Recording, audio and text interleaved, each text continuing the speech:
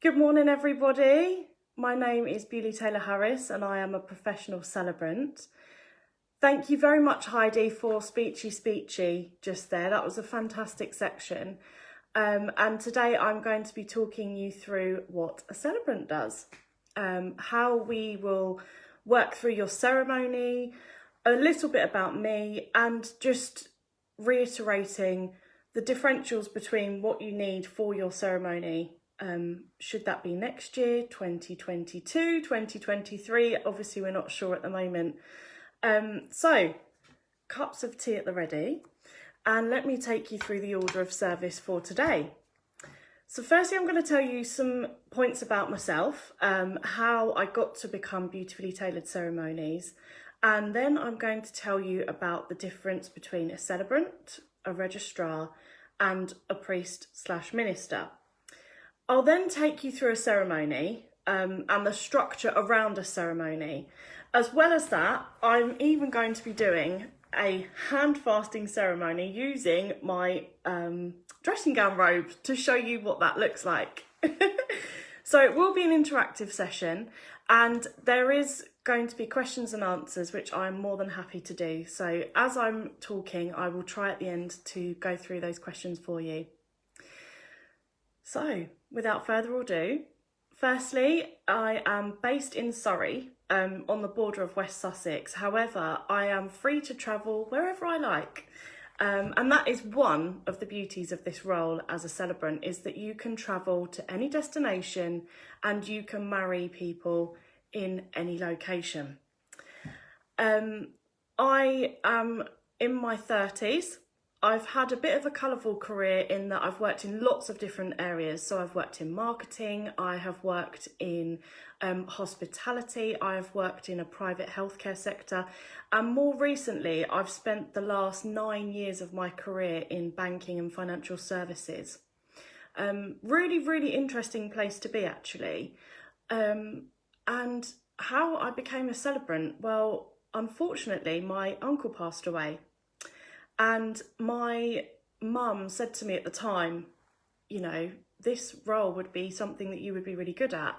You're empathetic to people, you're sympathetic towards others. And by learning about people and being able to give someone a really great send-off or a fantastic ceremony for their wedding day, a happy occasion, that is something that appealed to me. I looked into it, booked onto my training with the Institute of Professional Celebrants, had the best week of my year with a group of fantastic people. We're all still in contact now and we're all doing really well. Unfortunately, through this COVID time, a lot of our work has been based around funerals. Obviously, that is a sad part of the role. However, working with families to really understand what that person was like and being able to give them their final words and speak to the families and just let that person be at peace, that's a nice part of my role as well. So we're not just wedding celebrants, we do a host of ceremonies for people. Funerals, as I've mentioned, weddings, namings. What else can we do? We can do gender assignment surgery celebrations. So somebody that's just reassigned their gender, if you want to celebrate that and bring out the new you, we can celebrate that and do a ceremony. We can do the gender reveal parties. Anything that anyone wants to celebrate or host a ceremony for, we can do. We can write it and we can perform it for you. And where did my name come from? So, as I've said at the start, my name is Beaulieu-Taylor. And in French, my name means beautiful. And obviously, I'm going to be tailoring the ceremonies to the people that I'm working with. Hence, I put together Beautifully Tailored Ceremonies. Hopefully, all of my ceremonies will be beautifully tailored to you. So, I guess that is the first part of our ceremony complete. The about me. Next, what is the difference between a celebrant, a registrar and a minister/priest? So obviously, if you're going to marry in a church, a celebrant cannot do that for you. It's a religious-based ceremony, which there can be elements of religion in your celebrant-led ceremony. However, we're not ordained as ministers or priests, and therefore we cannot work in a place of a holy place, basically. The difference between the registrar and the celebrant is that to legally marry in the UK, you have to have a registrar to sign your register and legally marry you. Lots of people actually go to the registry office and get married within the kind of 6-minute window to get the official vows done out the way, sign the register, and then they leave. And then usually the next day or in the days following, they will have their real life ceremony at their venue of choice, whether it's a big manor house, in a field or a wood, anywhere like that. You can get married, and not everyone will know that it's not actually the legal part. So I've just seen here that I've got a question. What's the difference between you and a humanist celebrant?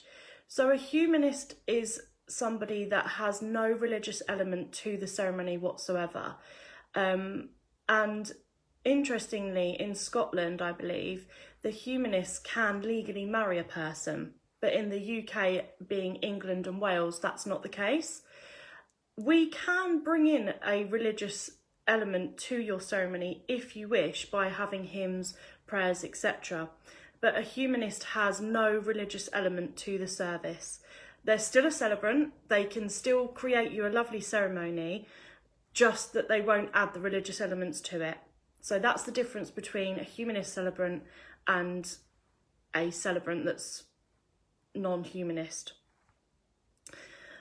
What is the structure of a ceremony? So there is kind of 6 points to structuring a Why can't I speak this morning? There is 6 points to structuring your ceremony. And usually the first part that you need to think about is the music. So the bride is going to walk down the aisle looking stunning. What are you going to walk down the aisle to? And the whole ceremony from start to finish is my responsibility.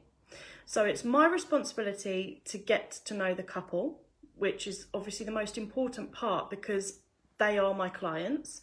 So get to know the couple, be that bride-groom, bride-bride, groom-groom, whatever you like. I will get to know the couple over a period of time. We would hold an initial FaceTime call because during these restrictions, unfortunately, we're not able to visit people in their homes. However, I would be more than happy to do that usually. So the first step is to get to know the couple. Think around the music for the ceremony. What have you always wanted to walk down the aisle to? And this is the beauty of celebrant-led weddings. You can have whatever you want. If you want to walk down the aisle to Harry Potter, you can walk down the aisle to Harry Potter. If you want to dress in a random fancy dress outfit, and if you want me to do the same, we can do that. We can do anything that you want. This is all about you as the couple, your day, your ceremony, how you want it to be. And what do you want your guests to remember about your day? Because, again, things that are in the ceremonies, other people haven't seen before. They've not done before. You can be as creative as you want. And that is why I love this job. Is because it's all about creating, designing, working with people and really understanding how someone wants to create a vision, and then for me to be able to deliver that is the best part of my role. That's something that I really, really do love and enjoy. So the first part, again, as we've said, is music. The second part is the welcome and introductions. So that will be where I speak around what the achievement will be for the day. What am I going to do for this ceremony? Okay, so we're going to marry X, Y, Z. We are going to do this, da da da da. Talking the guests through what we're going to be doing. The third part is if there is any readings or hymns that the couple would like. So that would be where sometimes if you don't have a specific person as a bridesmaid or a part of the groomsmen, you can have that person to read a hymn out and still be part of the ceremony, because again, your day, it's all around what you want to include people in as well. And a little bit later on, I'll talk through the mini ceremonies that we can do, which can include children and people of significance in your life, grandparents, etc. So we'll come back to that. Hold me to that. So entrance music, welcome and opening words, hymns or prayers, the next bit, the vows and the promises, the most important part. And this is where we get really creative. So part of my job as a celebrant is to create the story around how the couple got together. How did you meet? What was your first date? What do you love about each other? Tell me more about you as the couple. Let me tell everybody there how your love story is unfolding to this point in time, which is your special day. And that is around the vows and promises. I would ask the couple to write vows and promises to each other as well, and to deliver those at the ceremony if they wish to do so. And that again can be as creative as you want to be. It's about you. So writing what you want to say to the person that you love and delivering that at your wedding ceremony is part of the vows and promises section. The next section, the exchange of the rings. So we would have the exchange of the rings after the vows and promises, and then that all-important kiss. Following that, and the last part, I guess, would be the exit music. What do you want to walk down the aisle as a married couple to? And this is your choice again, but it would be down to my responsibility to make sure that I've got everything that you want in that ceremony from start to finish, from the 1 to the 6. Now, mini ceremonies. So you don't have to just have your ceremony as your wedding. You can have a mini ceremony within that. And a couple of the mini ceremonies that you can have are hand fasting. So obviously during COVID times, this is not usual what I would do, but I will show you what a hand fasting ceremony means. Now, the expression tying the knot. This is where this comes from. So tying the knot is basically, and I'm going to use my hands myself to explain this. So you would basically get the couple's hands to overlap each other like this. And then you would place, and you can actually get people to make these hand fasting ties for you.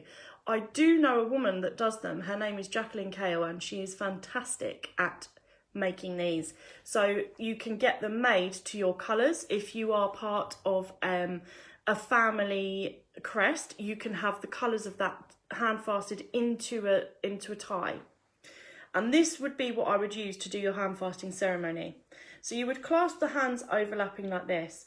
I then put the hand fasting tie over the couple like this, and I would then say words which would be written, usually something around the lines of, these are the hands of your best friend, these are the hands of the love of your life, whatever you want. We would create that together, and you would sign those off before I say them so that you know what I'm saying at your own ceremony.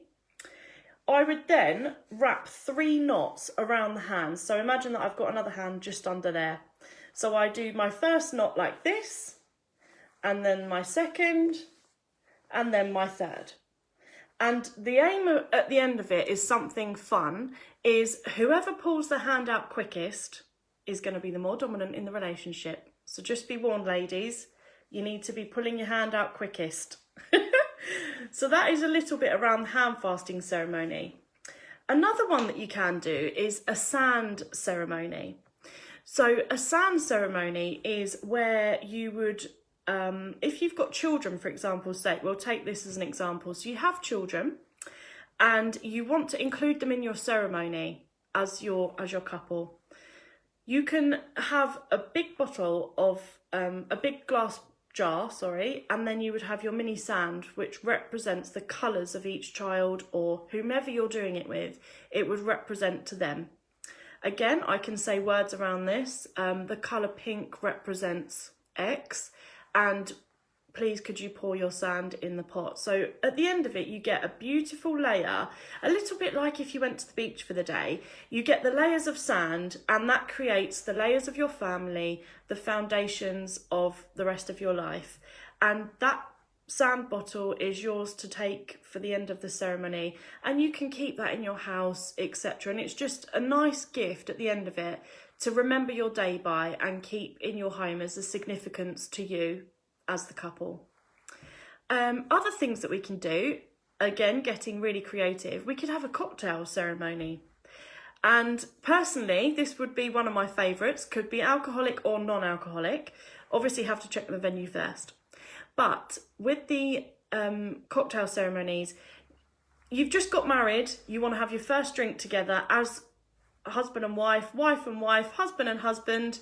Brilliant. Let's cheers with a drink, and I'm going to make the cocktail in front of you and your guests.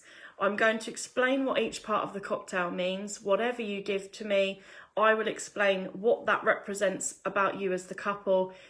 I shake the cocktail maker, pour the drinks out, you both cheers, we get a beautiful picture by the best photographer, and that's your first drink as a married couple.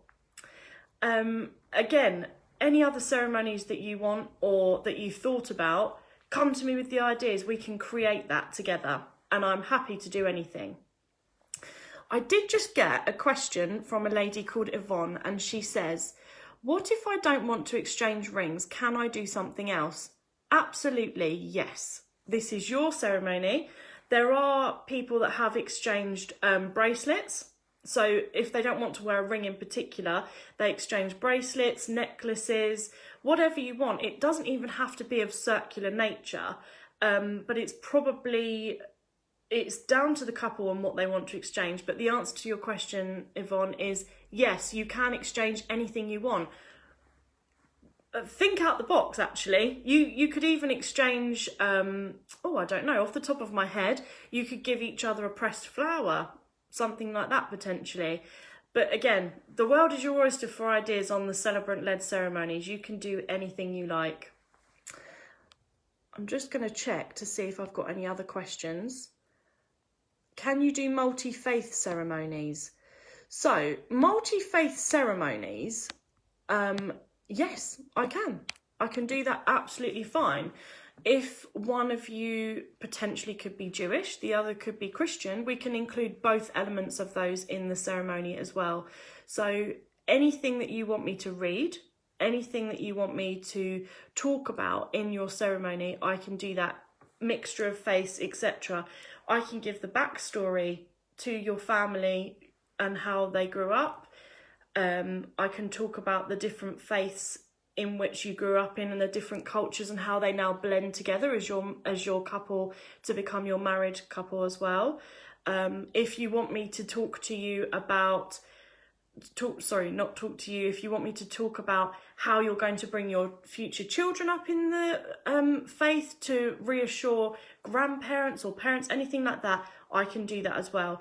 If you want to include your family members, so if of significance, your grandparents or your parents included in that section of the ceremony, again, we can do that as well. Anything that you want in that ceremony, it can be as long as you like, we can create it. How will I work with a couple?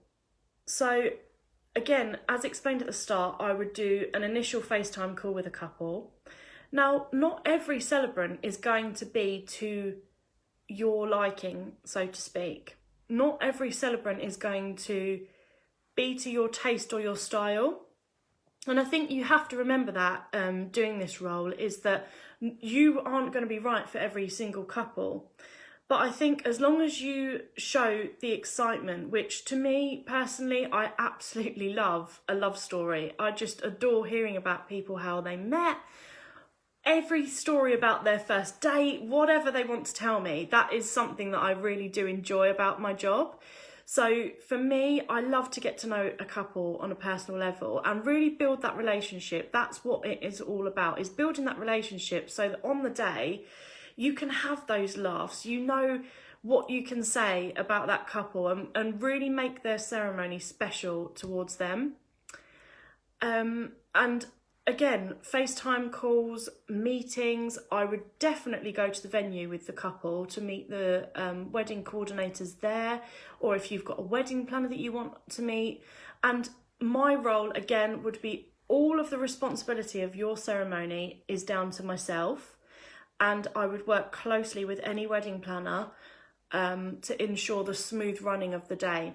On the day, I would be arriving at least 2 hours before if I'm not staying overnight at the venue to make sure that everything is perfect.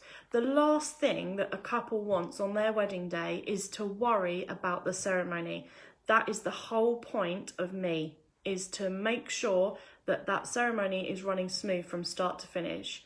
And obviously there will be hiccups along the way, but the role of a celebrant, have a plan B in your head at all times. How much does a celebrant cost? Again, a celebrant cost varies. Now, the time that you will give to an individual ceremony could be a full-time working week for someone, 25, 30 hours, etc. And that is because you are writing personalised words to the ceremony, creating that from start to finish, meeting with the couple, FaceTimes, etc. Now, it depends on area as well of where your celebrant lives. In your head, I would imagine to think around the £700 mark and up from that. That would kind of be your starting block. And on top of that, you need to account for the registry fees as well, because if you're getting married in a registry office, I know that it's probably, it depends on area, around £100 less, so 100 and down, to have your registry office service before your ceremony. However, that being said, at your ceremony, you can have your registrar come and attend that as well. So it would be, if you see a wedding ceremony with 2 people at the front, one person saying the vows and one person to the side overviewing, that will normally be the registrar and the celebrant. So you can have them both there at the venue. I don't think I had anything else written down. My contact details. So, Beautifully Tailored Ceremonies is what my business name is. I am a professional celebrant. I am on Facebook as the same name, Beautifully Tailored Ceremonies. And I am on Instagram as, again, the same name, Beautifully Tailored Ceremonies. My website is being redone at the moment. Let me just move you over there because I just want to reel off my telephone number and make sure that I've got it right before I deliver it to you. So I'm just going to double check that, and then I will give you my telephone number if you want to give me a call. So my telephone number is 07946 249 233. My email address is Beaulieu, which is BEAULIEU at beautifullytailoredceremonies.com. And if you want to get hold of me on Facebook, Instagram, I'm live on all of those, and my website will be live soon. So I guess all that's left to say for our order of service today is thank you all for coming. Thank you for being guests at my live talk. And thank you to Guides for Brides for approaching me to do today. It's been really fantastic fun. Thank you for your questions. And hopefully if you did miss today, you'll be able to watch the live back on Facebook. And I will try and post the links to my personal pages as well. So have a fantastic day. I hope that you found out a little bit more information about what a celebrant does and what they can do for your ceremony. And I will hopefully hear from you soon.